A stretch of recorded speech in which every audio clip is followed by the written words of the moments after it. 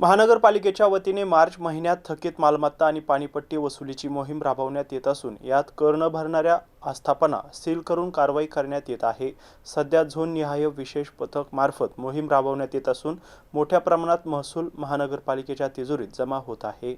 महानगरपालिकेच्या वतीने शहरातील व्यावसायिक मालमत्तांवरील थकीत मालमत्ता कर वसुली करण्यासाठी झोननिहाय विशेष पथक मार्फत धडक मोहीम राबवण्यात येते। यात वर्षात थकीत न भरणाऱ्या आस्थापना सील करण्याचं सत्र सुरू आहे। यात मोठ्या आस्थापनांचा सुद्धा समावेश आहे।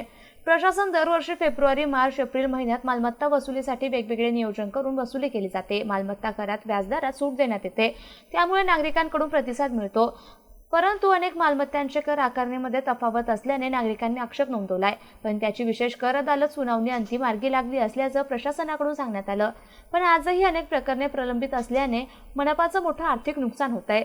सध्या शहरभरात थकीत मालमत्ता वसुलीसाठी धडक मोहीम राबवण्यात येत असल्याने त्या वसुलीतून प्रशासनाची तिजोरीत मोठी रक्कम जमा होणार आहे। गेल्या वर्षीच्या तुलनेत जास्त वसुली करण्याचं उद्दिष्ट ठेवलं असल्याने ते पूर्ण करण्यासाठी झोननिहाय विशेष पथक मार्फत काम केलं जात आहे।